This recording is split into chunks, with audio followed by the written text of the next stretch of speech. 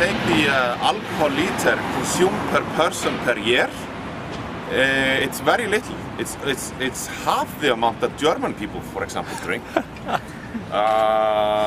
What they were talking about in Denmark here. They drink like, we drink 1/3 they drink or something. In Czech Republic, which are I think the best beer drinkers in the world, we drink very little. However, compared, the only problem is that we take the alcohol liters we consume in a week and consume them all on Fridays and Saturdays in about 5 to 6 hours or something. So people tend to get very drunk here on the weekends. Not that much on the working days, like Mondays and Tuesdays, Wednesdays. It's very rare for people actually to be drunk here then. So I said, yeah, after about, let's say 2 o'clock tomorrow and the night, you will see people here breaking bottles and vomiting on the streets. However, I have to give you a warning. There is one thing which they are, I mean, if you take a beer outside of a restaurant, it's no problem, or bar or something. I have never seen anybody ticketed or anything for that. But they are getting quite harsh on public urination. So if you want to piss on the street, it will cost you 10,000 kronas if the police see you. It used to be a very common problem, so much that we had like rivers of urine flowing around and lakes. Then they said like, okay, this is getting very nasty. Everybody's urinating, well, let's say all guys. I mean, it's guys, of course, you know. Women don't really do that. So all guys are like, oh yeah, like urinating everywhere, and there's rivers of these things. I have to agree. I was like, yeah, this is not that nice, you know. So it's 10,000. However, of course, we have no public toilets at all here. So you have to go into like a club or something. Now what? Yeah, well, you know. No, there is a public toilet. There is. Oh, sorry. There. In the corner of the park, there is. Yeah, there is. Did you check it? It's locked. No, it's locked. It's locked. Yeah. It was open. Okay. Usually it's locked, and it's always locked at night, of course. You know, when people actually need to use it.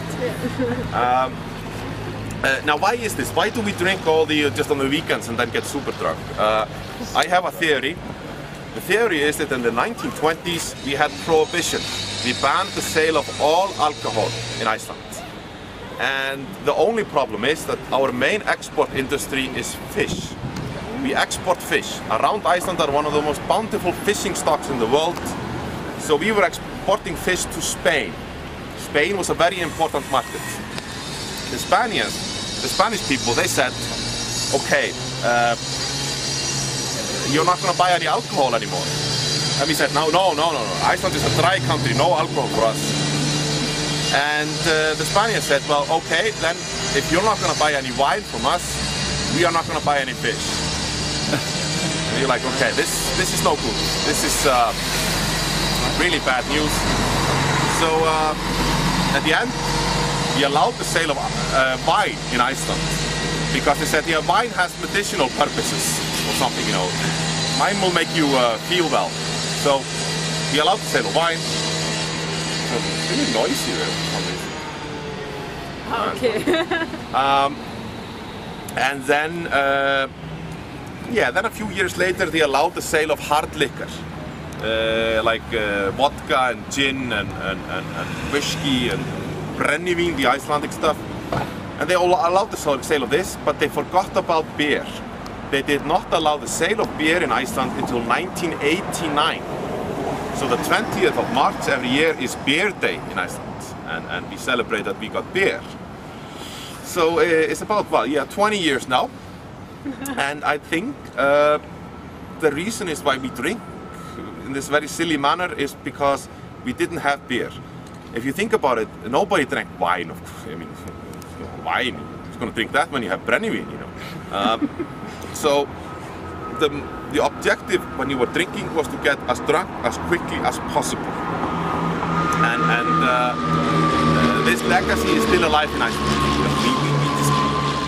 We drink until we, not me, because I'm getting old, but like, if you see young people, they usually drink in this very silly manner, you know, which is really interesting.